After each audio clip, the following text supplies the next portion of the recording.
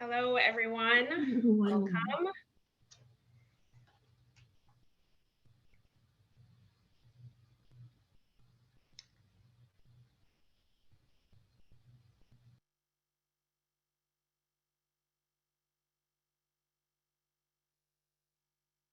Just gonna give, just wait a minute or two here for more people to come in, and we'll start the program shortly. Thank you.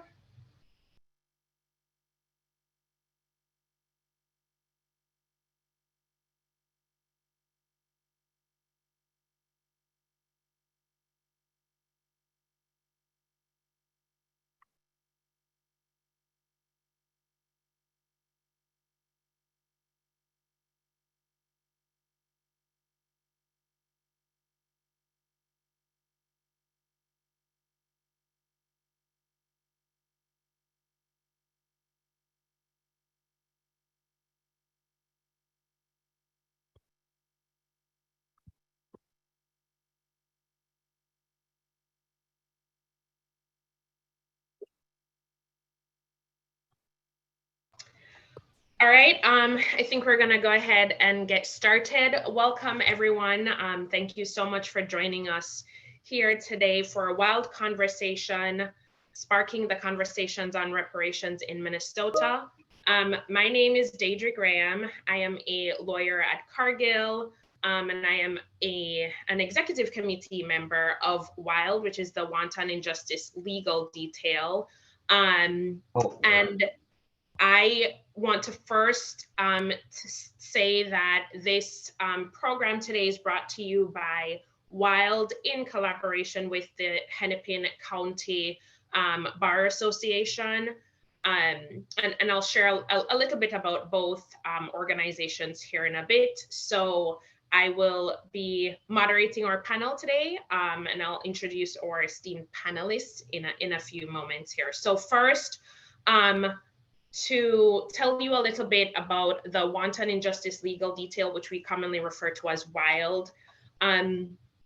The tragic murder of George Floyd in 2020 had a profound impact on many of us, right? And specifically for the WILD organization, we're talking about how it impacted Black attorneys, attorneys of colors, and our general membership, and everyone connected to the work of Twin Cities Diversity in Practice, which is essentially the parent company, if you will, of WILD. And so the leaders from that board of directors, from the Twin Cities Diversity in Practice board of directors, and member organizations and other leaders in the legal community here in the Twin Cities work together to create WILD as a supporting organization. And WILD's mission is shown here, and it's really to create a platform through which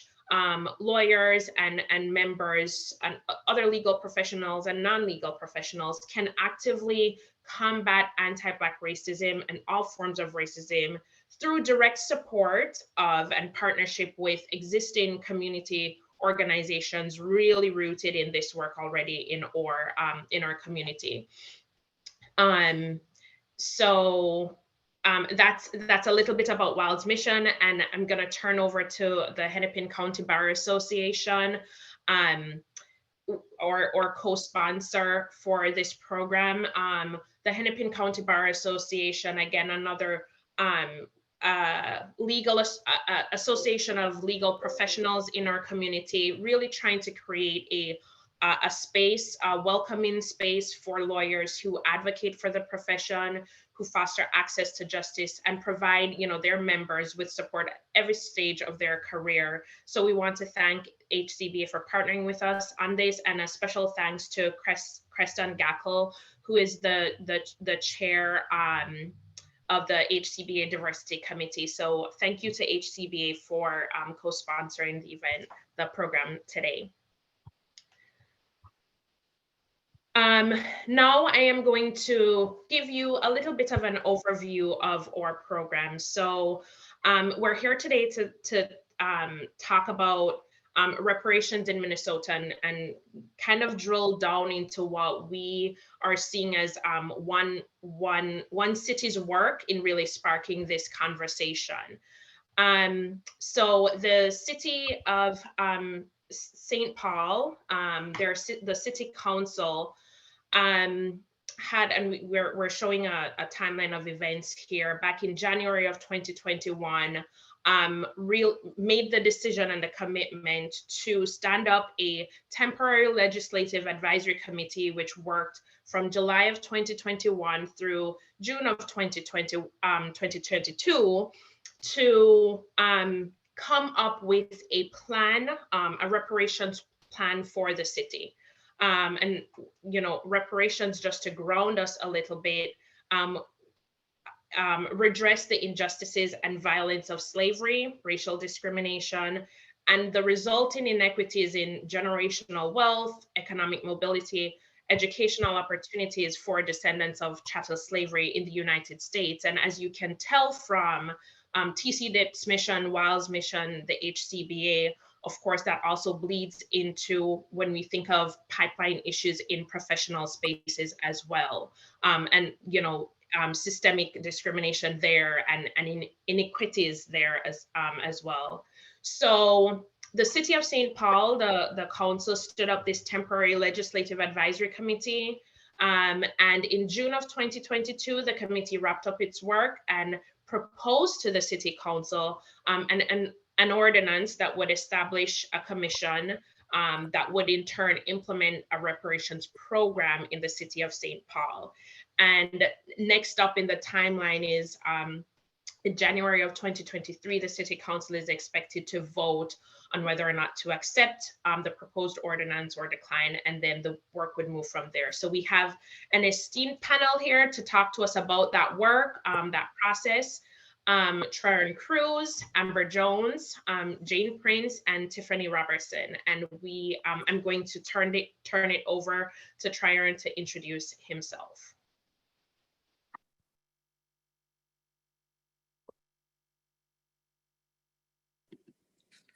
Good afternoon, everyone. Thank you all for attending today's meeting to discuss what I feel is the most important issue in American history, and that's reparations for the American descendants of chattel slavery in the United States.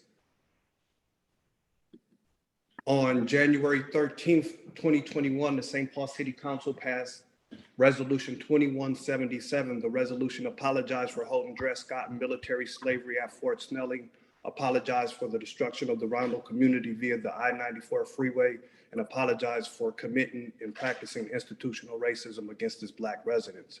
It also committed to creating and building generational wealth for the American descendants of chattel slavery who reside in the city of St. Paul. When we talk about Minnesota, a lot of people don't realize that there was slavery in Minnesota, and that money from slavery made its way to Minnesota and helped build a lot of Minnesota institutions. And I would refer people to read Christopher Lehman's book called Slavery's Reach. But Dred Scott and Harriet Scott were held in bondage at Fort Snelling in the 1830s. And at any given time, there would be 20 to 30 slaves at Fort Snelling, which was a U.S. Army post. Dred Scott sued for his freedom, and it went to the United States Supreme Court. The Chief Justice at that time was a former slave owner by the name of Taney. And if we can go to the next slide and click the video.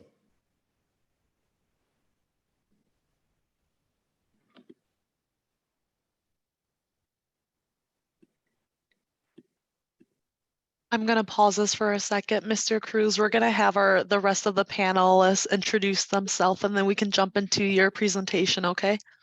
Okay. Thank you.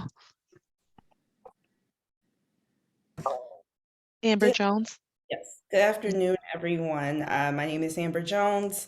I was a resident of the city of St. Paul at the time that I joined the St. Paul Legislative Advisory Committee as a volunteer member.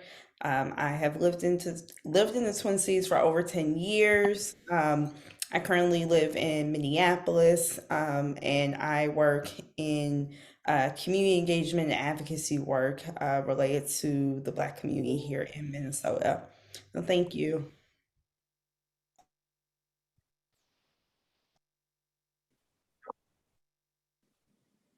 Jane, we'll turn it over to you.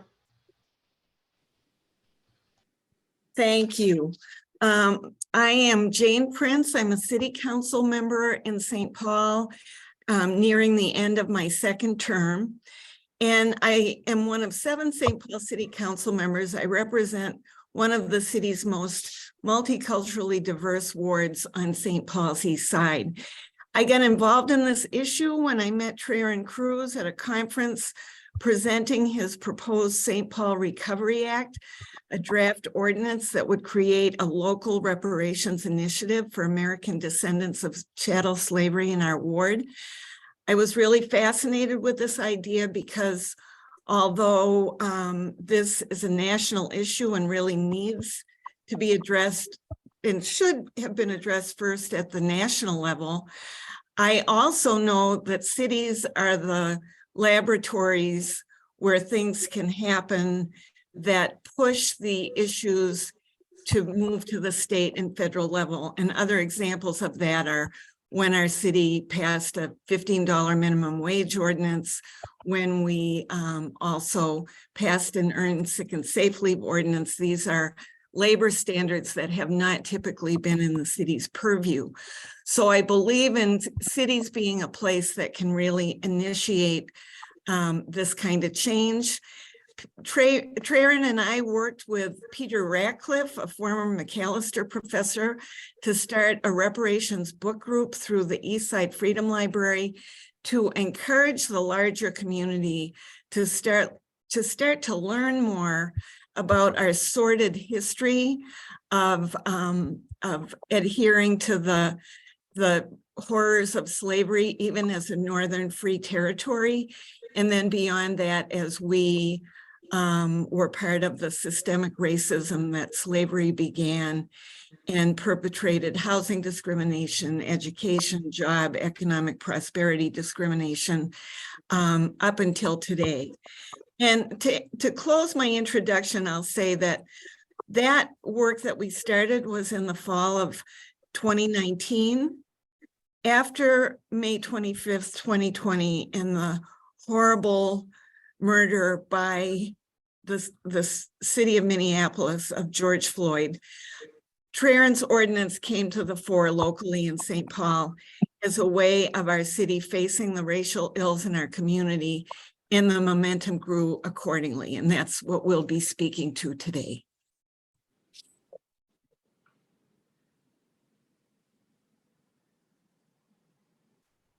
Thank you, Jane. And Tiffany? Yes. Hi, I'm Tiffany Roberson. I am from here in Minnesota. I wasn't born here, but I came here at a very early age.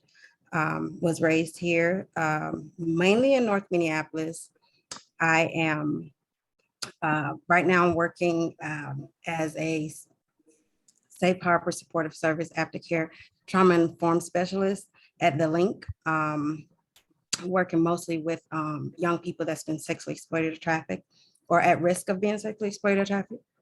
I also sit on the board of, and this is the one and only in the whole United States, but it's the Missing and Murder African-American Young Women and Girls.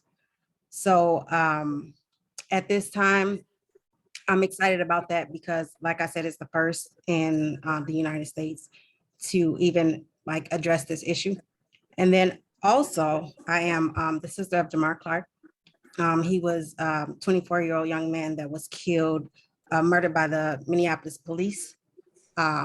He was unarmed and really, his death was unjust. In the wake of my brother's death, I had the opportunity to work with several other families, and we were able to create like a network of support amongst the families here in Minnesota. And that's it. I'm excited to be here, and thank you guys for having me.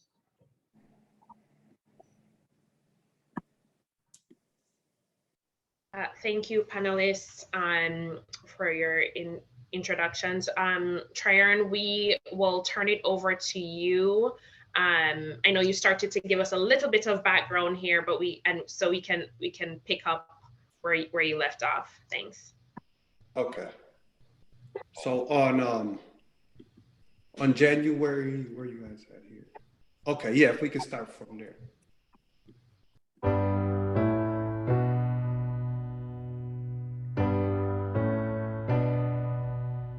In May of 1787, delegates from 12 of the 13 states met in Philadelphia at the Constitutional Convention. Their goal was to come up with an outline for the entire government of the United States, and their biggest challenge was representation. During this time, slavery was still a major issue in the United States. In most southern states, the enslaved population made up a large percentage of the total population.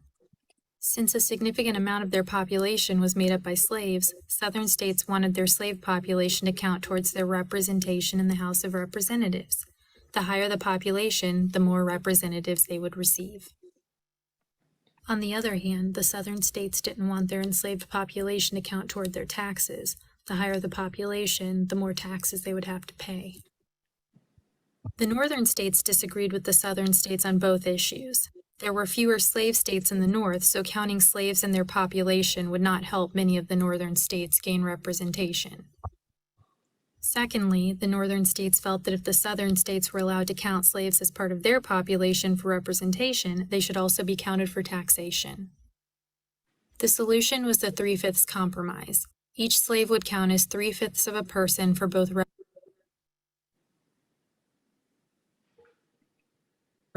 representation and taxation purposes.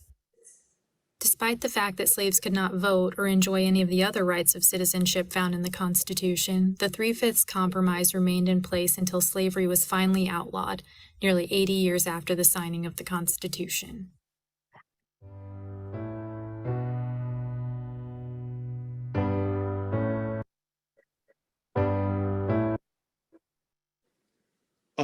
And because of the 3/5 law, it impacted Dred Scott's ability to be able to sue at the Supreme Court. And at the time on the Supreme Court were slave owners. The Chief Justice of the Supreme Court, Mr. Taney, was a former slave owner, and 4 of the other justices were also slave owners.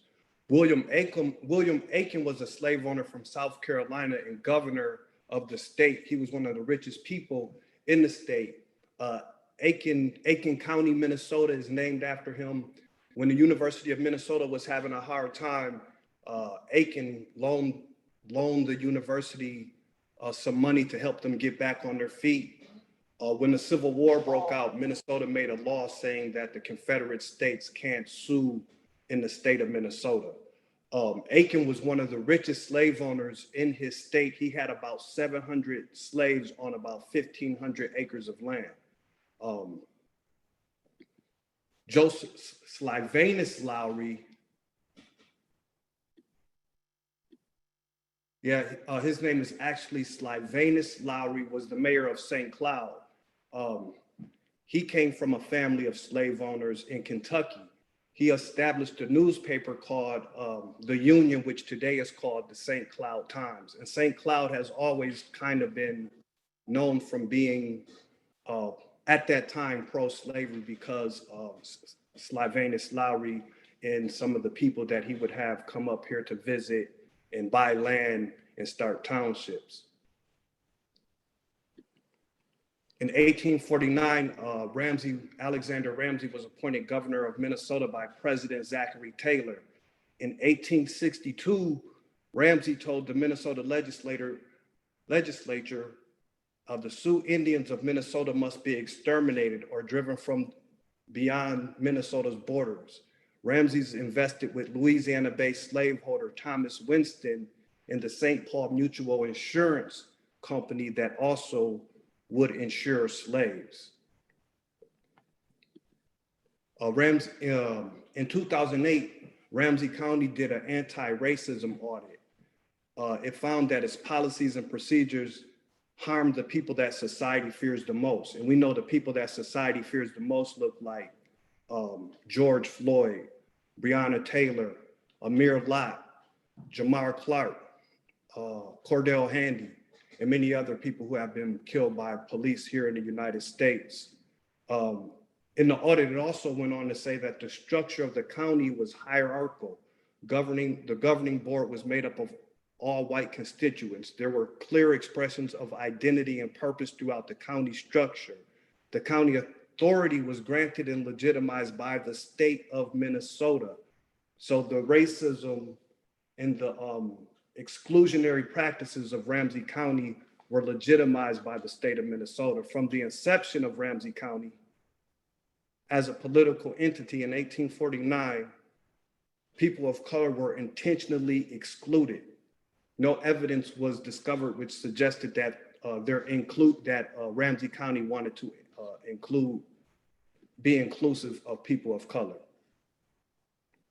So these attitudes from Alexander Ramsey, these attitudes from Sylvanus Lowry, these attitudes from William Aiken became policies, procedures, and laws. And those laws, policies, and procedures harm the people that society fears the most, and the people that society fears the most are Black. Those policies and procedures have caused the disparities that we see here in Minnesota with the health gap, the education gap, and issues in policing. According to Demos, the racial wealth gap is substantial and is driven by public policy decisions. And public policies are made by people who are lawmakers or in private institutions also. Whites in America have $100 trillion worth of wealth, and Black people have $3 trillion worth of wealth. Not because Black people are dumb, not because Black people are stupid, not because Black people are lazy, but because of white supremacy and institutional racism. And according to Demos, the US racial wealth gap is driven by public policy decisions.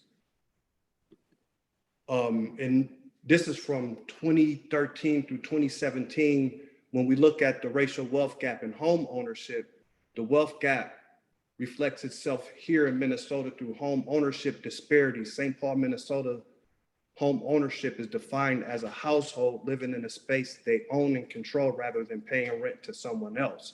And here in St. Paul, about 17% of Black Americans own their own home, and about 61.2% of white Americans own their homes.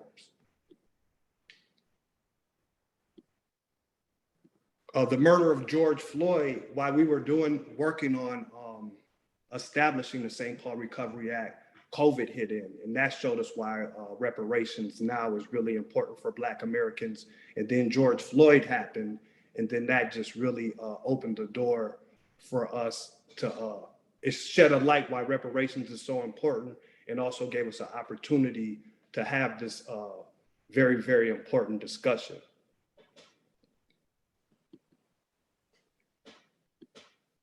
George Floyd's family also descended from U.S. chattel slavery. His great-great-grandpa was enslaved. George's great-great-grandpa was enslaved. His grandfather, Hillary Thomas, was a slave. He got his freedom by the age of 8 and settled near Goldsboro, North Carolina. He had accumulated about 500 acres of land and married a woman named Larsina, who bare him 22 children. His land was stolen from him because he couldn't read, he couldn't write, and whites started to settle his land, and there was really nothing he could do to fight back. And this is the story of George Floyd. Between Black Americans had about 19 million acres of land during Reconstruction, and in between 1910 and 1997, Black Americans have lost about 90% of our farmland. And a lot of those people who did lose their farmland were also lynched and things like that. I think during the census, they counted like 1 million Black farmers. And today, we only have 3 Black farmers here in the state of Minnesota. The George Floyd rebellion started what we called a racial reckoning on planet Earth. So we were able to be in solidarity with the things that were happening here in Minnesota started happening across the country and across the United States. And we were in contact with some of our people, BLM people in the UK, and they started doing reparations rallies too, and were able to bring Lloyd's of London to the table. And if we could play this last slide. The calls for an end to racial inequality are reverberating well beyond the U.S. Huge rallies in the UK this weekend were peaceful, apart from some violent flashes. In the city of Bristol, a statue of a slave trader was toppled. And as Crystal Gamansing reports, it's calling into question who we choose to celebrate. A firestorm of reaction after protesters of all colors toppled the statue of Edward Colston. I think that it has been idolised for far too long in this city. Well, I think that is utterly disgraceful, and that speaks to the acts of disorder, public disorder. Colston was a 17th century merchant who made a fortune buying, transporting, and selling people. On Sunday, people took turns rolling his bronze statue down the street, then hurled it into the harbor. Police were there, but didn't step in. We made a very tactical decision that to stop people from doing that act may have caused further disorder. And we decided the safest piece to do in terms of our policing tactics was to allow it to take place. An official investigation has been launched, but the mayor doesn't appear to be troubled by what happened. It being thrown in the harbour, and that almost piece of historical poetry where, you know, a man who undoubtedly had slaves thrown off his ships during the passage at some point ended up underwater. There are several petitions calling for a statue of a prominent black figure to be erected where Colston's stood for 125 years. Seems such a formidable presence, and yet the lifting of it and moving it just seemed quite effortless. The Colston statue will be retrieved from the water and likely put into a museum. Crystal Gamansing, Global News. Thank you, and I'll hand it back to Dorinda. Thanks, Tryon. So one of the last things you said was kind of bringing us to current times on the racial reckoning that we kind of saw locally, nationally, and then of course through that clip internationally. And I'm reminded of a Ta-Nehisi Coates quote, 200 years of slavery, 90 years of Jim Crow, 60 years of separate but equal, 35 years of racist housing policy. Until we reckon with our compounding moral debt, America will never be whole. And in the larger conversations of systemic racism, institutional racism in this country, there are many ways that we can start to reckon with those debts, and reparations, that's just one method. So my question to all the panelists, and Tryon and Jane, you kind of touched on this a little bit, but why reparations? Why that method of reckoning with this moral debt that Ta-Nehisi Coates refers to? Why reparations? Why no? And why the city of St. Paul?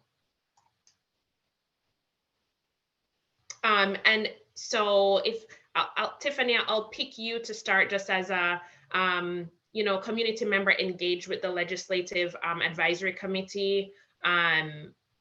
What, if you can answer that question in terms of what moved you to get involved with this right now. Yeah, so, for me, I think of, the government, the people that have had a hand in our oppression, right? It gives them opportunity to just acknowledge that we effed up, right? We messed up and we want to make it right. So just having that thought that we are even here, like at this point today, to, be at this point is incredible. I'm very impressed with all the work that has been put into this. And I just really feel like it's an opportunity for the government to really make things right with the people that have been affected by this.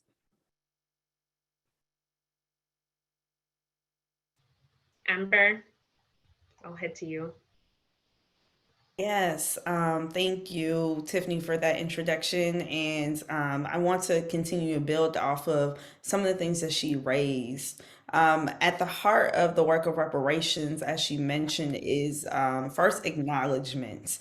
And to be clear, there has not been a sustained and comprehensive systemic acknowledgement for the impacts of child slavery and the legacy of that horrific era in U.S. history in any kind of government system.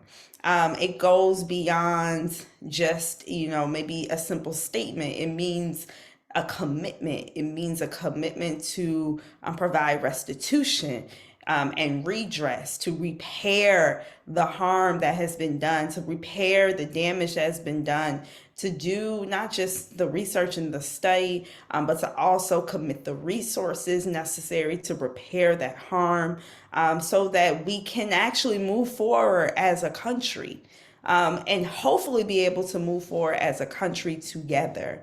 I think even as we look at the state of affairs in our country today, there is increasing division, increasing polarization, and almost like at any point to try to acknowledge these systemic harms, particularly when it comes to racism, particularly as it relates to anti-Black racism. There is a lot of violent reaction to that. And it's because there has not been any work done to systemically heal this country of its original sins. And one of those original sins is that of chattel slavery. We cannot heal what we do not reveal. And so the work of reparations causes us to reveal the harms that have been done to millions of Black Americans and their descendants, and how that has impacted the entire fabric of how we operate and how we interact with one another as a nation. And so that's why it's incredibly important to pursue reparations now, not just to deliver a check, not just to build some programs, but to really redeem the soul of this country. Thanks, Amber. Jane, I'm gonna turn it over to you. We're hearing Tiffany and Amber talk about the acknowledgement, talk about what this work means, why it's important. But one question I have for you in this vein is, given your work, you mentioned meeting Tryon some years ago, and there was some work in collaboration with a McAllister professor back in 2019. And generally speaking, the conversation of reparations isn't new, right? I mean, this conversation has been in play for decades. And so how did it take so long? And what you alluded to the aftermath of the murder of George Floyd, but what really drove St. Paul to initiate this work, to say, okay, we will take this on now? I think as a city, we have the shame of Rondo, the demolition of our Black middle-class neighborhood, where our African-American community owned their own homes, their own businesses, where they had community social clubs and prospered. And that was bulldozed despite huge pushback from the African-American community. I can't speak to where the white community was at that time, but it happened nonetheless. So that is a shame that hangs over St. Paul since the 50s. I think probably, and I can't overstate the importance of Tryon having conceived of the idea of a local ordinance in the form of the St. Paul Recovery Act, because I don't think St. Paul would have naturally thought, oh, well, let's do reparations, because the idea of a local unit of government doing reparations was really not in the forefront. For myself, I am a late in life lawyer. I went back to law school when I was 50. And I think what dawned on me was that our system of law in this country provides redress of wrongdoing.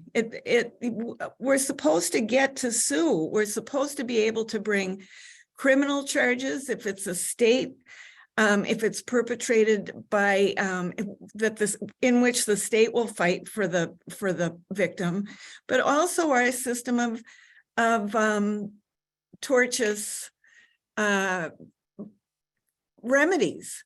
So, and we had precedents in the United States, the Japanese internment and and obviously we all know about the reparations for the Holocaust, but also we have this tradition in our country, in our legal system, of class actions to seek redress for what has befallen people. So I think Tryon had a ordinance for us. We had a lot of shame. And I really appreciate, Dodry, that you speak to the fact that, as many people did, well, my family didn't own any slaves, so I don't think it's really it's not up to me to deal with that. That was, frankly, though, that was as harsh as the criticism was. We really have not received strong pushback on our reparations work.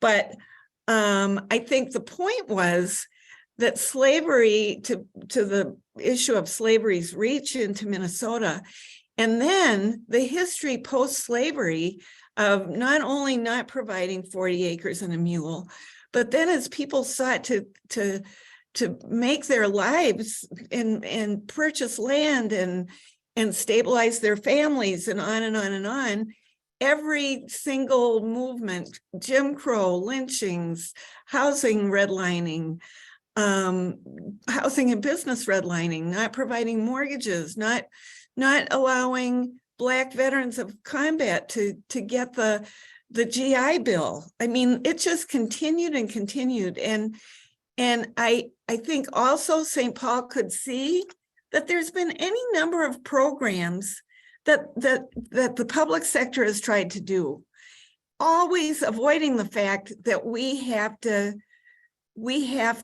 fix a huge wrong in this society, and that is making African-American descendants of chattel slavery whole.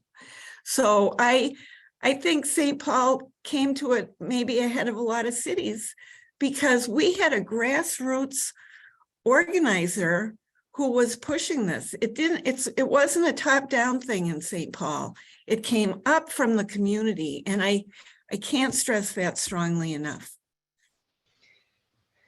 Thanks, Jane. So Tryon, I'm going to turn it over to you because Jane is really emphasizing your role in this kind of from the community standpoint, raising this work. How did you feel, in January of 2021 when St. Paul finally said, okay, we are going to take this on, and then you were selected as a co-convener of this legislative advisory committee?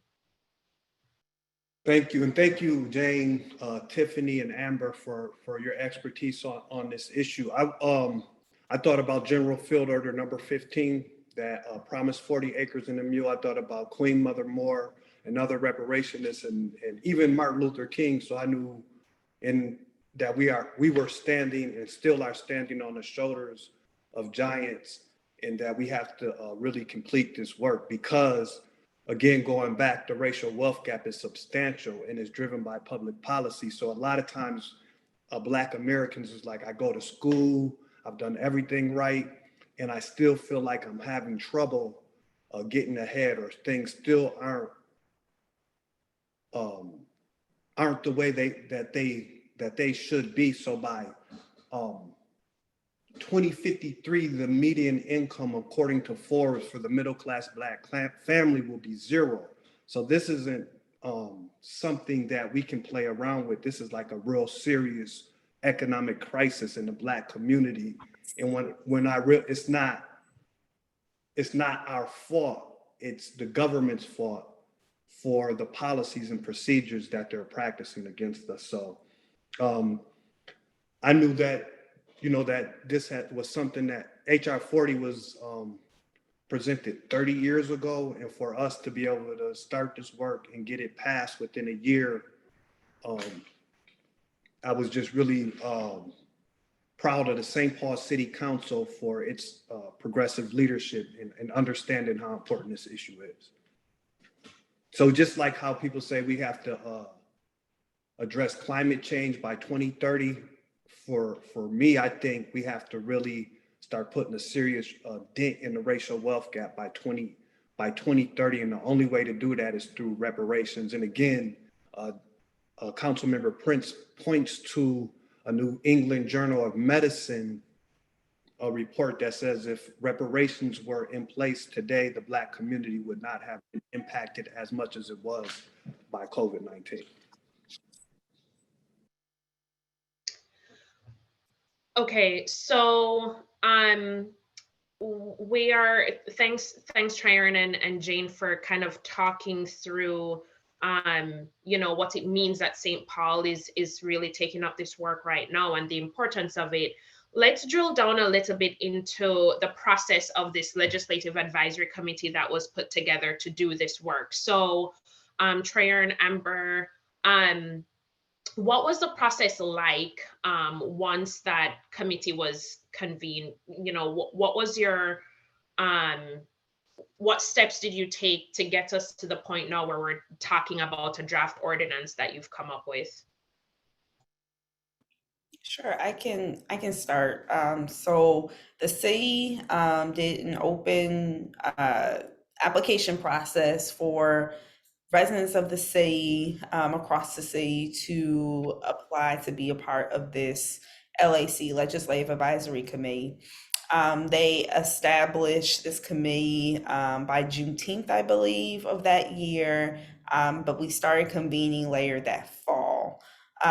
And through the work that we were tasked in the resolution, the Juneteenth resolution, we were really tasked with creating the structure for a reparations commission to exist and to function for the city of St. Paul. That was really important to name, especially as we were doing our community engagement work. We had to make it clear that we did not create a reparations plan for the city. We did not decide how much money people were going to get or programs or people were going to get checks or not. That is not the work that we did. The work that we did was to basically do the research on what a commission should look like for the city, what their powers and duties ought to be, and what would the makeup of a commission look like, and then being able to put that in draft ordinance format and then a companion report. So that was the work that we did from the fall of 2021 into the early spring of 2022. And then we spent the spring hosting community feedback sessions, walking people through the draft ordinance, and we have a companion report where we provide a lot more editorial feedback on how we landed where we landed with the ordinance before it was presented to the City Council this past June. Thanks, Amber. And Tryon, if I can ask, just picking up on something Amber was talking about, making it explicit to people, really walking through that. The committee was put in place not to actually establish reparations programs necessarily, or even talk about what that, a number for that bucket of money, But in that companion report Amber was talking about, one appendix outlines some feedback you all received from community members, and there are many references in the report around this question of direct payments, right? Cash payments, because that's typically when people talk about reparations or hear reparations, they typically think of direct, cash in hand payment programs, but there are other reparation programs as well. What went into the committee's decision to leave out any explicit reference to direct cash payments and just really talk about reparation programs? And if it didn't come up as a discussion when the committee was by itself, why not? Well, the committee wanted to start discussing those things, but we were able to stay on task and do what our committee was. We did what our committee was supposed to do, and that was to create an ordinance with a companion report. So the next commission's job is to start figuring out, will it be direct cash payments? Will it be housing grants, business components, things like that? That's so we don't want to jump too far ahead of the next commissions. But one of the things that it was, we funding sources. So like, where could some of the money come from for direct cash payments? So we did send the mayor and the city council a letter saying that we wanted to use American Rescue Plan funds to just sit aside. I think the city of St. Paul has over $100 million of American Rescue Plan funds. Ramsey County has American Rescue Plans funds. So we thought, set aside $10, $15 million. Don't say what we're going to do with it yet, but that money's there. And then the next commission can decide how to start distributing that. So that was a big part of the listening session, making sure that there's money set aside for actual reparations programming. And then also to add on what Tryon was speaking to, the ordinance states specifically that the commission is empowered to make short, medium, and long-term policy, program, and budget recommendations. So that is all encompassing. As we mentioned, we're not making any choices about what it will look like, but we want to ensure the language was broad enough. So just because it's not named doesn't mean that it cannot fall under that window of a power and duty that they can establish. Right. And to just jump on one thing Tryon said before, for clarification, Tryon, when you say you went to the mayor and the city with this ask to set aside some money, is that still, is that a pending request? Did you receive feedback on that request, or what's the status of that? That's going to be an ongoing request. So, okay. And then also, so that, and that's what I think Jane will speak to that more too. But when when the symbolism and the congratulations and all that, we start having real conversations about money. That's when we get down to serious business. But even another point of reparations, we have Tiffany here. So cessation is another component of reparations. So in the BLM movement, when we say stop killing us or hands up, don't shoot, that means stop the harm, socially, politically, economically, stop housing discrimination, stop employment discrimination, stop banking discrimination, stop discrimination in all components of Black lives that Black people experience on a daily basis. So that's called cessation, and that's a component of reparations. And also, we also did another thing in the report. We chose to go with the UN principles on reparations, which are restitutions, rehabilitation, compensation, satisfaction, and restitution. Did I say restitution twice? Restitution and compensation then. So those are the 5 pillars that we chose to go with. And so to be clear, as you've made the request to the mayor and the city council, but to Amber's point, it really will be the work of the commission to keep those requests kind of active and ensure that whatever programming the commission comes up with, there is budget coming from the city to do them, correct? So that won't be the committee's work is done, and the commission is going to basically take over that part of the work, including what you're talking about too, programs with restitution, rehabilitation, those principles that you just outlined. Absolutely. Okay, so I want to switch a little bit just to get some community member feedback. And Tiffany, I'm going to turn to you. We talked a little bit about this process. Amber talked about the spring of 2022 and really engaging the community.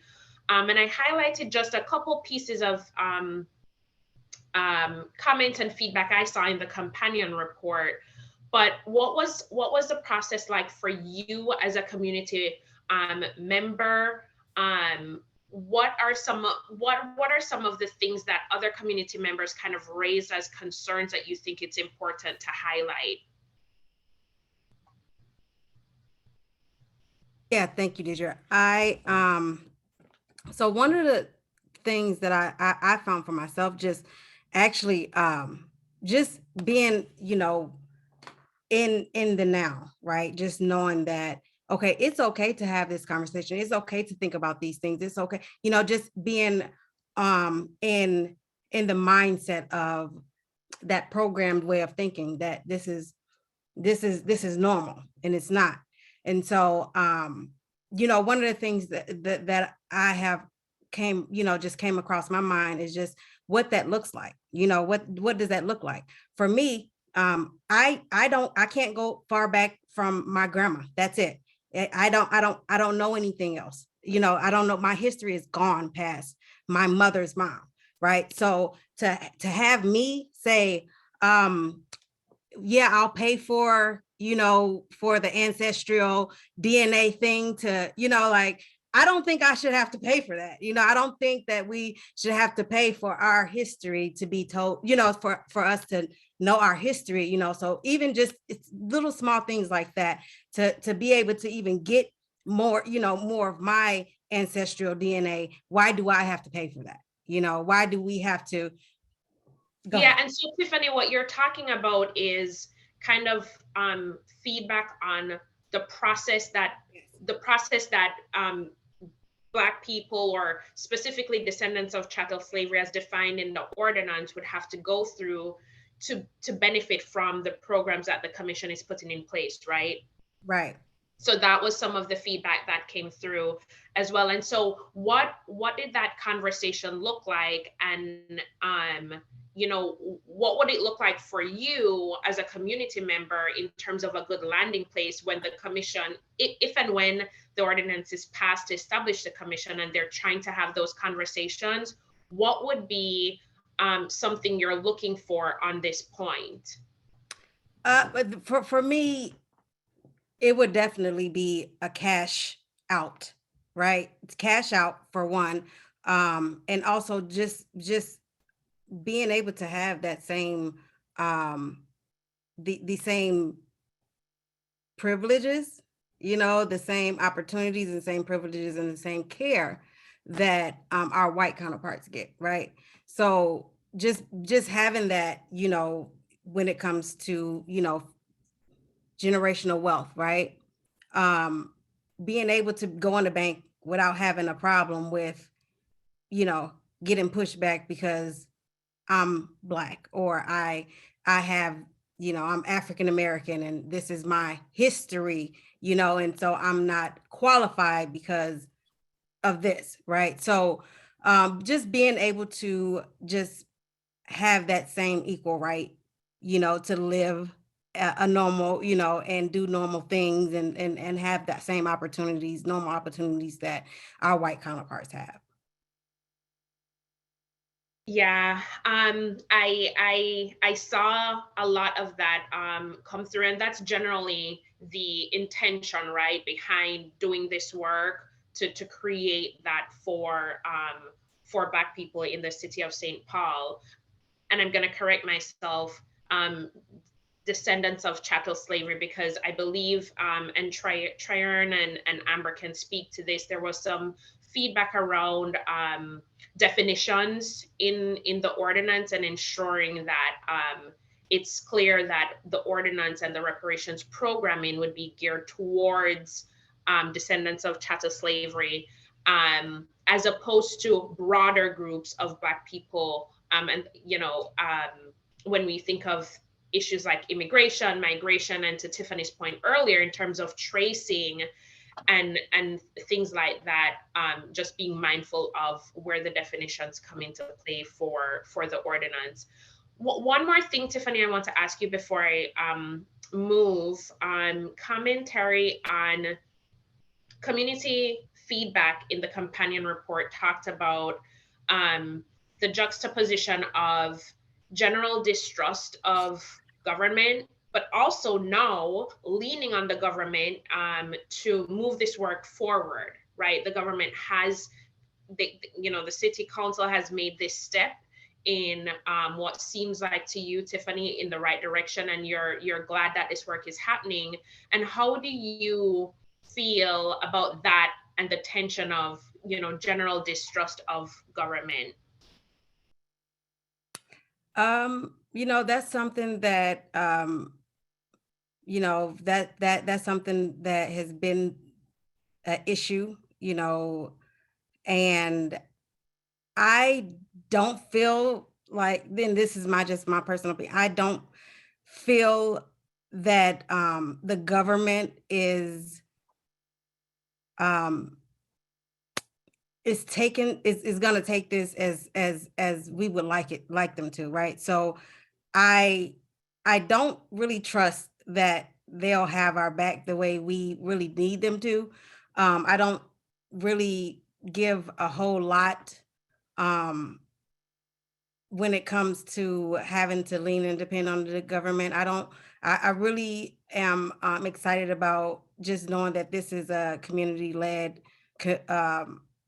initiative, and, just having the community voice at the forefront of this, and making sure that it continued to be community-led, and our voices are to be heard and not be washed away or washed out with government, their tactics of doing things. Okay, so on that note, Jane and Tryon and Amber, I'm going to turn it over to you. What, in your opinions, from your perspective, Jane, as a council member, I know the committee's work is done. So Tryon and Amber, from that perspective, there's really nothing more for you to do. But in your roles, just generally in this movement, what does the future look like? To Tiffany's point, if there is this skeptical feeling, how are we going to ensure, if the ordinance is adopted as written, how do we ensure we have a strong commission? How do we ensure that the work actually gets done in a meaningful way, in terms of its impact on the people it's intended to benefit? What does accountability look like for this work moving forward from your perspectives? Well, if I could jump in here, I definitely think that the distrust of government and the concern about if this is really going to do what it should do is real. And I share it. I believe that everybody's intentions to get us to the point we're at have been really good. When the Reparations Steering Committee brought in the resolution that we passed in January of last year, of 2021, all my colleagues signed on as sponsors. They didn't just say they supported it, they sponsored it. And and when the report was received this year that Amber and Tryon spoke to, they presented the ordinance and their companion report to the city council, and every council person welcomed the work that they had done and supported it and is committed to it. To Trion's point about that the committee asked the mayor and the city council to set aside funding in advance of the commission being appointed. I pushed on it. I asked about that. Could we take a couple million at least of the American Rescue Plan money and set it aside for use by the commission? And for some legitimate reasons that the money has to be spent by, I think it's the end of 2025, and that we just need to get it into some buckets so that we know how we're going to spend it. I was told we're putting the ARPA money into a housing bucket, into a neighborhood safety bucket, and so on and so on. And those funds will be able to be sought by the commission. So it's not like that money is going away. There will be an opportunity for us to use that money. Also, the mayor in his budget proposal that came out in August proposed something called an inheritance fund for descendants of Rondo. And he did not tie it to our reparations work. I tie it to our reparations work. I think my colleagues on the council do. And so we are working on ensuring that the commission, when it is appointed, is part of developing the way that program is going to work and who's going to be eligible, and that there needs to be priority given to descendants of chattel slavery.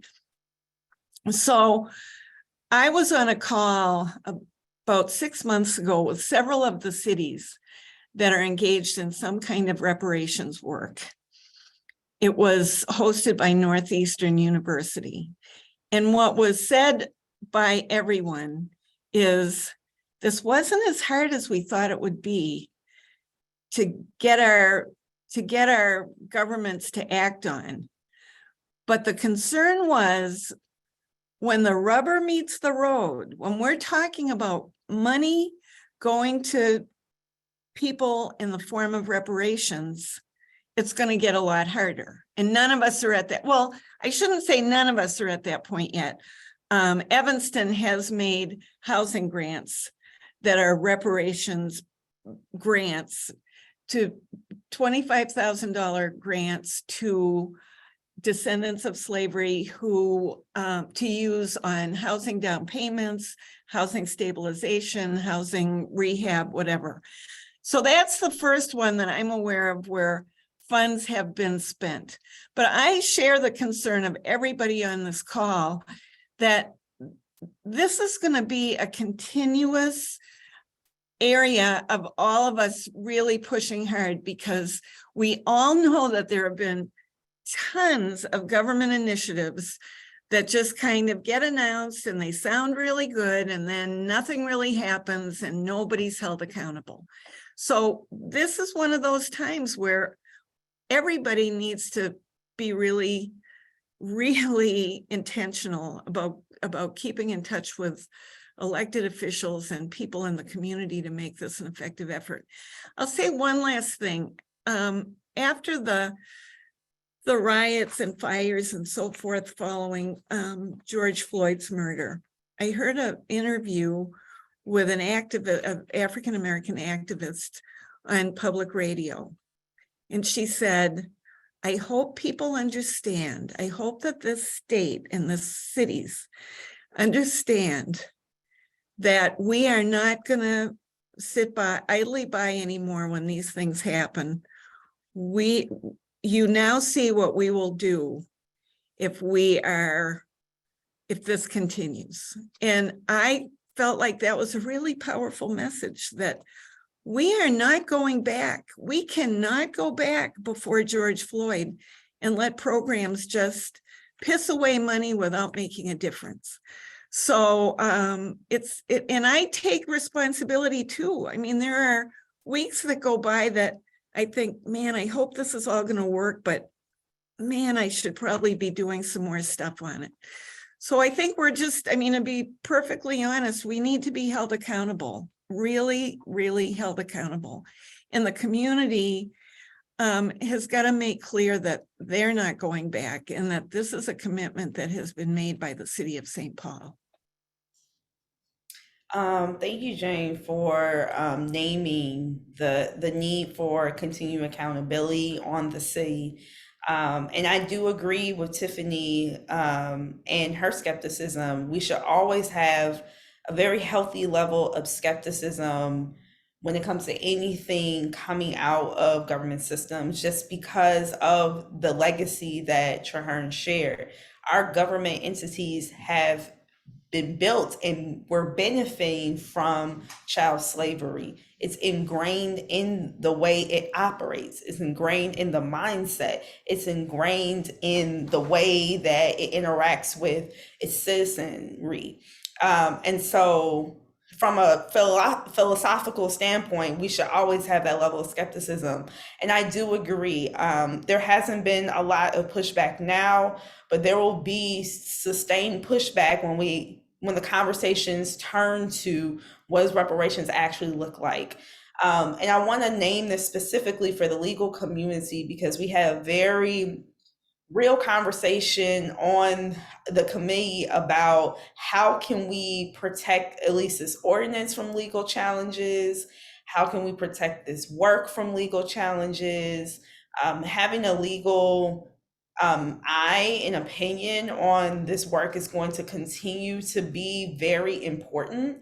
And so I will really encourage individuals on this call to think about how can you be a legal advocate for continuing this work and making sure that all the ways in which the commission is pursuing this work cannot be challenged, and it also will not be something that the city will try to fall back on and say, okay, it's not something that's within our scope, that we can't do this, that we can't do that. That is really important. And I mean, if you are someone who lives in the city of St. Paul, when this commission comes out, think about applying, like honestly, especially if you're a person of African descent, a person particularly of ADOS background. As we mentioned, that is a priority for us in the membership if you look in the companion report. But we were also really intentional about naming the different types of expertise that will be really important to have on a commission, from historians, economists, attorneys, you name it, community members. We were thinking about like, what are the type of skill sets as well that is going to be very important to have present on this commission so that it can be well supported from the membership, and not necessarily just relying on the legal support from the city, for example, because we were even kind of running into that as well. Like, okay, how much expertise do we have in the room that we're bringing to the city, relying on their expertise for some things? What is that exchange looking like? And so I think Jane is right. When the time comes to start to actually build the bench of this commission, it's going to be very important for the community to work with the mayor and work with the city council to ensure there are very strong candidates that are going to step into that role. Thanks for that, Amber. A really good call out, and Jane as well. Thanks for sharing your joining in Tiffany, both of you, in sharing this level of skepticism that exists, and also to Amber for encouraging people to get involved. I'm gonna pick up on briefly, Jane you mentioned some work that's been done in Evanston, and I just want to make it clear for audience members, we're talking about Evanston, Illinois, so another city right outside of Chicago, where some reparations work is being done.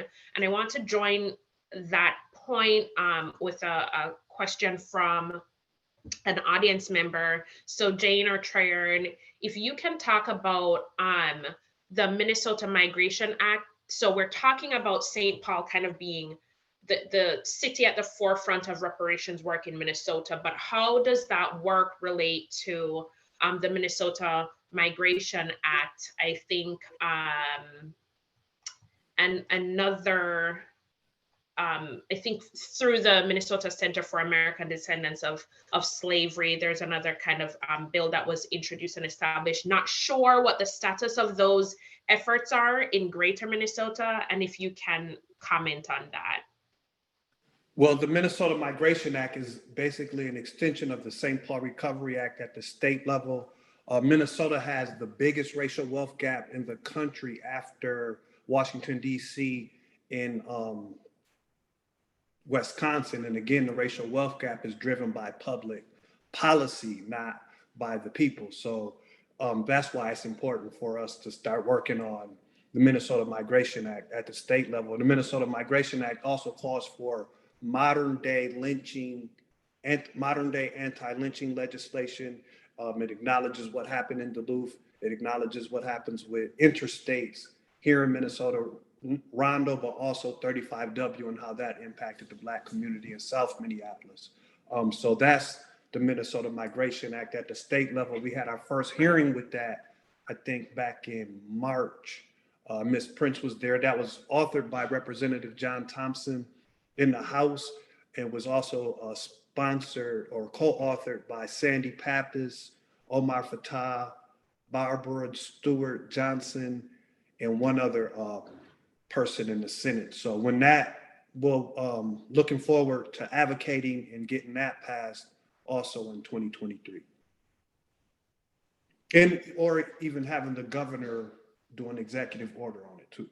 And there's, and actually, and that's what I want to speak to too, we do have a super majority here now with the Democrat Party. So they have the governors, the executive office, they have the Senate, and they have the House. So there's no, really, we see there should be no excuses.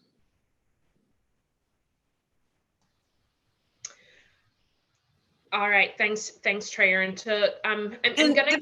If I could just jump in there, the other thing we have with that DFL triumvirate to work on progressive legislation, we have the largest state surplus in the United States with that $10 billion.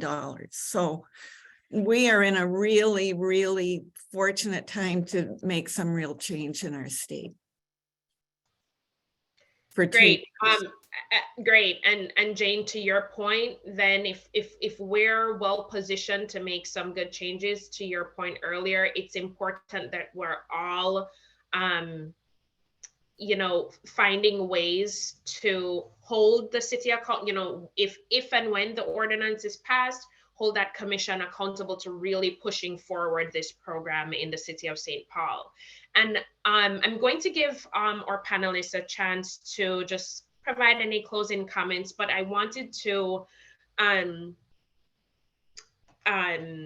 just take a moment to really pick up on what Amber shared when she kind of gave that call out to our legal professions. As I'm listening to all our panelists and we're listening to Tryon give this kind of overview of the city and being a part of an organization with WILD, I shared our mission earlier, and it's really clear that we need to continue to engage in these conversations as we think about, especially in the legal community.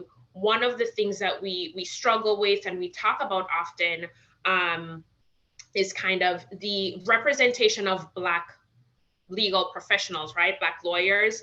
And so we often gather in different groups and spaces to talk about, barriers we have in terms of hiring, retention, promotion, but even beyond that, right? The pipeline into the legal profession as one. And Tryon, you talked about housing policies, we talked about the education gap, and all those things play together to really, those things impact everything. That's how we get to have these conversations of pipeline issues in the legal community, why we have low representation. And so just a reminder to everybody about how these things all play together, and emphasizing Amber's point to just, take some time, review some of the materials that we've already shared and some materials that will be shared with you later on today.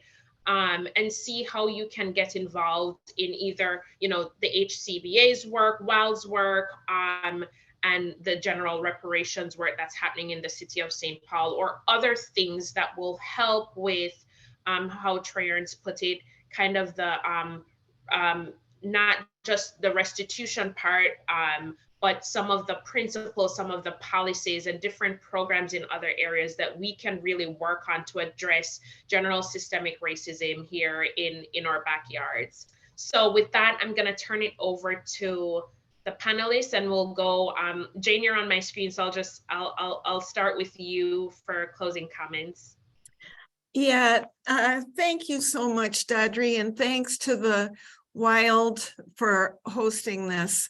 You know, when I look at what's happening with this issue, I want to address a couple of things that came up. I really appreciated Tiffany speaking to the fact that she shouldn't have to pay for her ancestry DNA to prove her eligibility. And that's a conversation we had really early on through one of our great LAC members, Vic Rosenthal, who's in the congregation at Mount Zion Temple. He put us together with a woman who does Holocaust reparations and is part of the international body that works on that. And her first advice to us was, no one who is eligible for this should have to prove their own ancestry. Whatever you're doing with the ancestry question, you have got to make sure that you adequately fund that research. Have a team, have a way to get it done. So I wanted to say that. I thought that was great insight on Tiffany's part. Another thing is there are several other cities that are doing this work. And actually in June of 2021, 11 mayors of major cities across the country formed a coalition called Mayors Organizing for Reparations and Equity. Mayor Carter is one of those mayors. And he has not worked a lot with the council or the LAC on this work. And again, we are hoping that his inheritance fund program for Rondo will be something that will go hand in hand with our reparations work. But I think those 11 cities are some logical ones: Tulsa, St. Louis, Los Angeles, Tallahassee, Austin. Anyway, there are 11 of them. Evanston got its start before that. And Evanston, like I said earlier, was the first one to get ahead and actually has started making a form of reparations payments. And then there are the cities like St. Paul that started working on this on their own because there was a need. And again, I don't know what the grassroots background is in those cities, San Francisco, Asheville, Providence, but I do know that what made this happen in St. Paul was the work of the community. It was Tryon's steering committee that has led all the work on this, and that is it's just an outstanding achievement. Especially, we do have our first African-American mayor, but we don't currently have an African-American member of the city. Well, now we do. Actually, we do now, but when this all happened, we did not have an African-American member of the council. And I'm proud to say that the recent appointment of Russell Ballinger as the Ward 1 representative he has been pushing the council.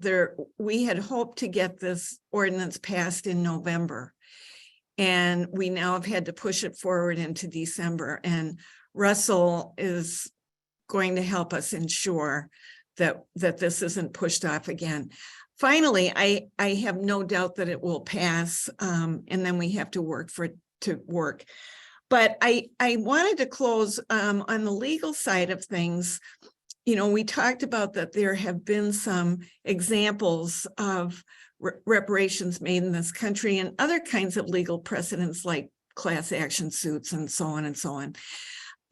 But there is a law review article, and I'll try to find it and make it available to the organizers, that is kind of held up as the good example of, the law professor who made it clear that reparations for descendants of slavery just can't work.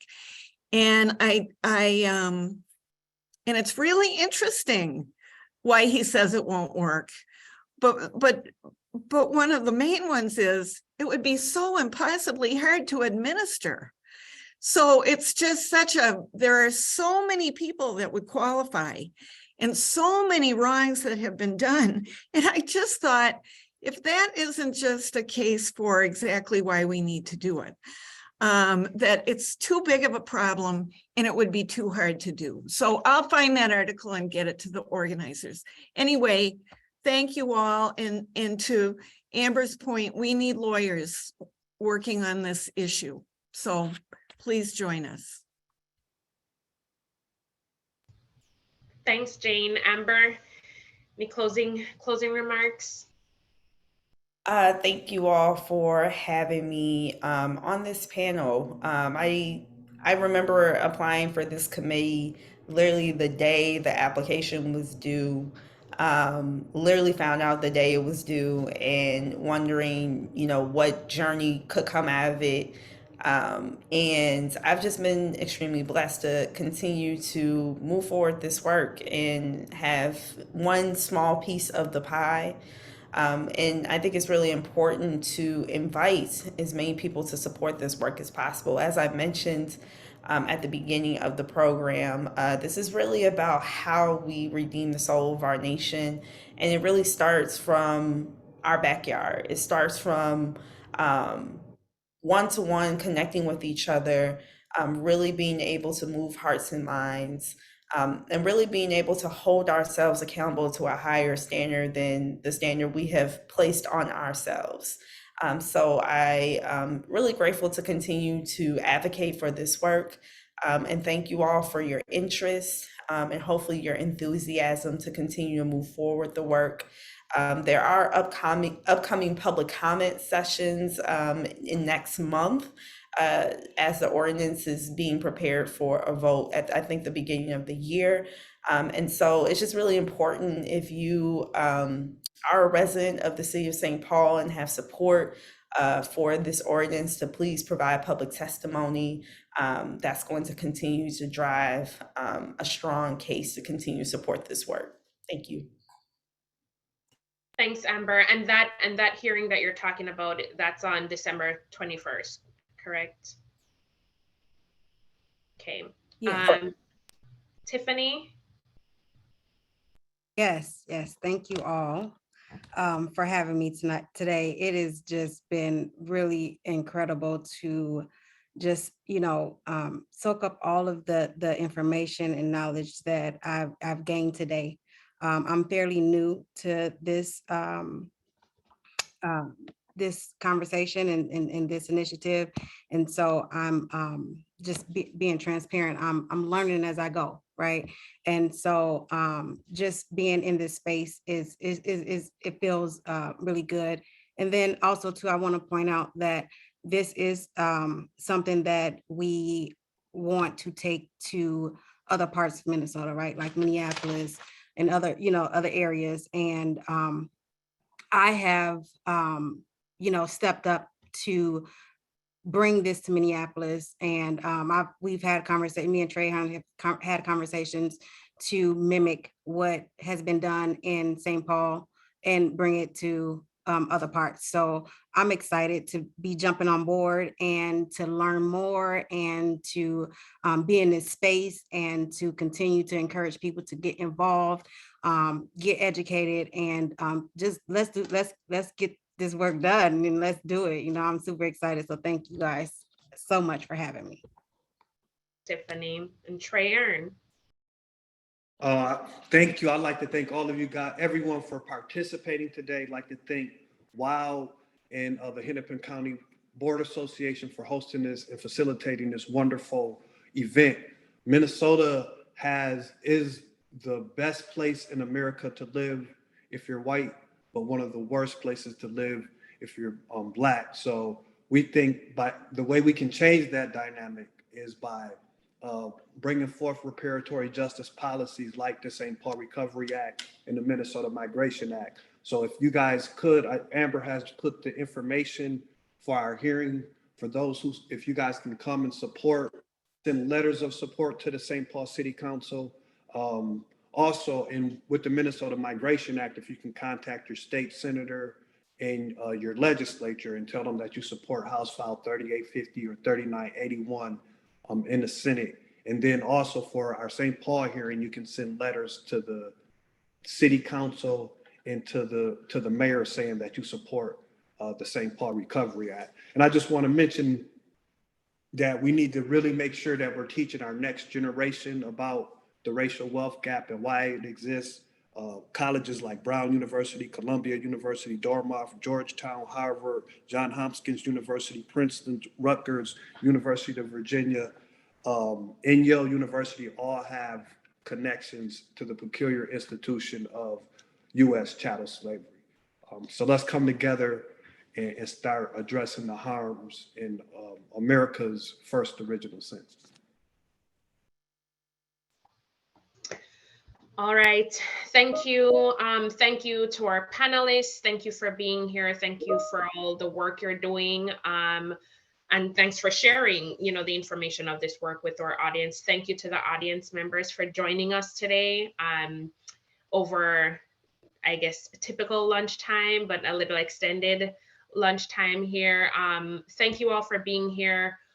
You've heard a couple different asks during our program today, and here we have some up on the screen. What role do you play? Reflect on our programming and figure out ways that you would like to be involved with the St. Paul Recovery Act, taking the reparations survey, whether it's attending or submitting a comment to the St. Paul City Council, and just generally continuing your learning, continuing the conversation on this topic as we work together to address some of the inequities that we're seeing in our society. So thank you all again for coming. Thank you to our panelists, and have a great afternoon.